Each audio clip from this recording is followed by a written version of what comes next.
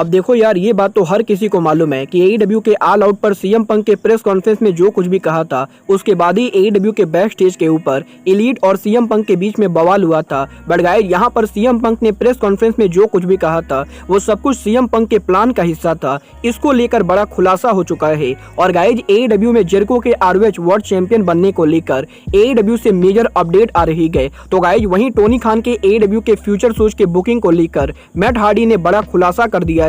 और guys, AEW में AEW के EVPs के पावर के लूज करने को लेकर बुकर टी की तरफ से बड़ा स्टेटमेंट आ चुका है। तो गाइस, वहीं WWE और AEW के फ्री एजेंट मार्केट के अंदर दोनों कंपनी के रेसलर्स के साइन करने को लेकर टोनी खान के तरफ से बड़ा स्टेटमेंट आ चुका है। तो गाइस, अगर आपको ये सभी मेजर अपडेट जानने के तो गाइस वीडियो को एंड तक जरूर देखना। और गाइस, जिन लोगों ने अब तक वीडियो को लाइक नहीं किया है गाइस, वीडियो को लाइक कर देना। बट गाइस, चलिए अब बिना किसी देरी के शुरू करते हैं इस वीडियो को। और गाइस, सबसे पहले बात करते हैं AEW में जेरिको के ROH वर्ल्ड चैंपियन बनने की। वेल गाइस, अगर आप लोगों ने AEW का कल हुआ रैम्पेज शो देखा है तो गाइस, आप लोगों ने देखा होगा कल AEW के रैम्पेज शो के ऊपर जब क्लॉडियो कोस्टांगली और डेक्स हार्डवुड के बीच में ROH का वर्ल्ड चैंपियनशिप हुआ था। तो गाइस, यहाँ पर इस मैच के ऊपर क्रिस जेरिको कमेंट्री टेबल के ऊपर मौजूद थे। और गाइस, यहाँ पर जेरिको ने कमेंट्री टेबल के ऊपर इस बात को कहा था कि जेरिको के पूरे करियर के अंदर जेरिको ने कभी भी ROH का वर्ल्ड टाइटल हेल्ड नहीं किया है। और गाइस, यहाँ पर ROH का वो वर्ल्ड टाइटल है जो जेरिको पॉसिबली फ्यूचर में हेल्ड करना चाहेंगे।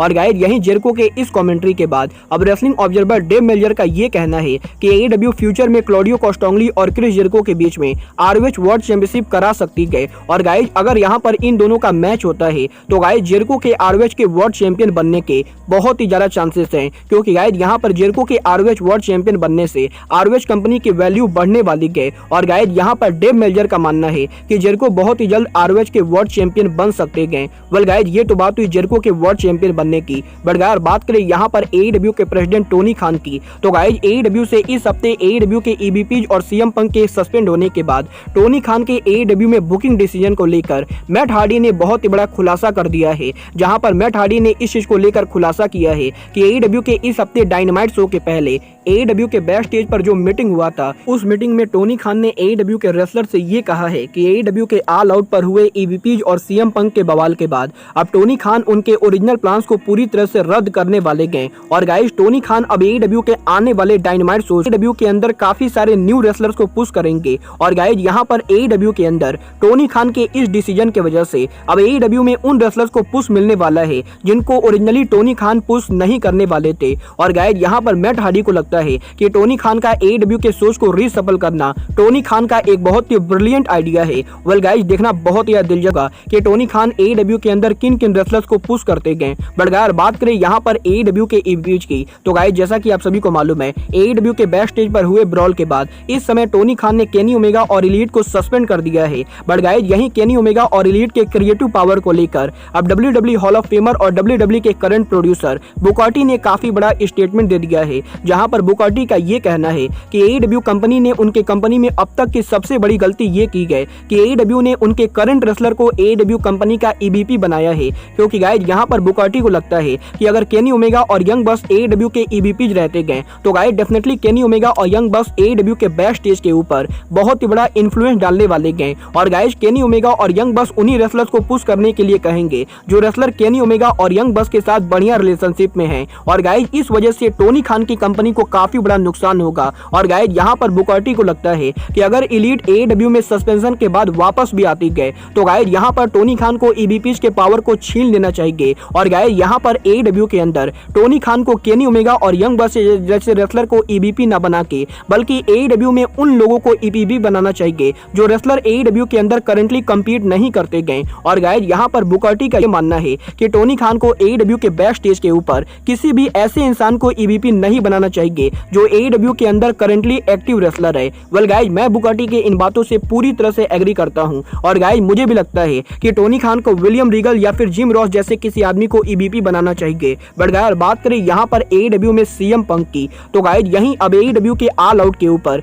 सीएम पंक ने प्रेस कॉन्फ्रेंस में जो कुछ भी कहा था उसको लेकर डेव मेल्जर ने बहुत ही बड़ा खुलासा कर दिया है। जहां पर डेव मेल्जर ने इस चीज को कंफर्म किया है कि AEW के ऑल आउट पर सीएम पंक ने प्रेस कॉन्फ्रेंस के अंदर हैंगमैन पेज, कोल्ड कबाना और यंग बक्स को लेकर जो कुछ भी कहा था वो सब कुछ सीएम पंक ने ऐसे ही ना कह के बल्कि सीएम पंक के प्लान के तहत कहा था। क्योंकि गाइस, यहाँ पर डेव मेल्जर का ये कहना है कि आज से करीबन 2 हफ्तों पहले जब AEW के डायनामाइट शो के ऊपर CM पंक और जॉन मॉक्सली के बीच में AEW का वर्ल्ड चैंपियनशिप हुआ था, तो गाइस यहाँ पर AEW के बैक स्टेज के ऊपर CM पंक ने AEW के रेसलर से ये कहा था कि AEW के ऑल आउट पेपर व्यू के बाद AEW का जो प्रेस कॉन्फ्रेंस होगा वो प्रेस कॉन्फ्रेंस काफी ज्यादा इंटरेस्टिंग होने वाला है। और गाइस CM पंक उस प्रेस कॉन्फ्रेंस में कुछ ऐसा कहने वाले गए जो कि रेसलिंग वर्ल्ड को हिला कर रख देगा। और गाइस यहाँ पर अब डेव मेल्जर का ये कहना है कि CM पंक ने प्रेस कॉन्फ्रेंस में जो कुछ भी कहा है वो सब कुछ CM पंक 2 हफ्तों से प्लान कर रहे थे। और गाइस यहाँ पर CM पंक उनके पब्लिक इमेज को सही करने के लिए AEW के ऑल आउट पर जानबूझकर यंग बस, हैंगमैन पेज और कोल्ट कबाना को टारगेट किया है। वेल गाइस देखना बहुत ही दिलचस्प होगा कि अगर सच में ये सब कुछ CM पंक ने 2 हफ्तों से प्लान किया था तो गाइस टोनी खान इन सभी चीजों को कैसे लेते गए। बट गाइस बात करें यहाँ पर टोनी खान की, तो गाइस इस हफ्ते टोनी लेटेस्ट इंटरव्यू के अंदर टोनी खान ने WWE और AEW के फ्यूचर में रेसलर्स के साइन करने को लेकर बात की गई, जहां पर टोनी खान का ये कहना है कि WWE में ट्रिपल एच के क्रिएटिव हेड बनने के बाद अब WWE और AEW फ्री एजेंट मार्केट में काफी बड़ा कंपटीशन करने वाले गए, क्योंकि गाइस यहां पर टोनी खान को लगता है कि ट्रिपल एच भी WWE में AEW के तरह रेसलर्स को साइन करने में इंटरेस्टेड है। और गाइस ट्रिपल एच के WWE के हेड ऑफ क्रिएटिव बनने के बाद ट्रिपल एच ने जिस तरीके से WWE में रेसलर्स का रिटर्न और डेब्यू कराया है, उस चीज को देखकर टोनी खान को ये पूरा विश्वास है कि 2024 में जब AEW के काफी सारे रेसलर्स के कॉन्ट्रैक्ट एक्सपायर होंगे तो गाइस यहाँ पर WWE और AEW के बीच में बहुत ही बड़ी बिडिंग वॉर होने वाली है। और गाइस यहाँ पर डेफिनेटली WWE और AEW के बीच में काफी सारे रेसलर कंपनी एक्सचेंज करने वाले हैं। और गाइस टोनी खान इस चीज को देखने के लिए बहुत ही ज्यादा एक्साइटेड है कि WWE का कौन सा रेसलर AEW को ज्वाइन करेगा और गाइस AEW का कौन सा रेसलर WWE को ज्वाइन करेगा। वेल गाइस आपको क्या लगता है टोनी खान के AEW के किस रेसलर को WWE को ज्वाइन करना चाहिए और WWE के किस रेसलर को AEW को ज्वाइन करना चाहिए? आप लोग मुझे कमेंट करके बताइए। बट गाइस अब आज के इस वीडियो में बस इतना ही। मैं मिलता हूं आपसे अपने अगले वीडियो में। बट गाइस तब तक के लिए good bye, good night and bang.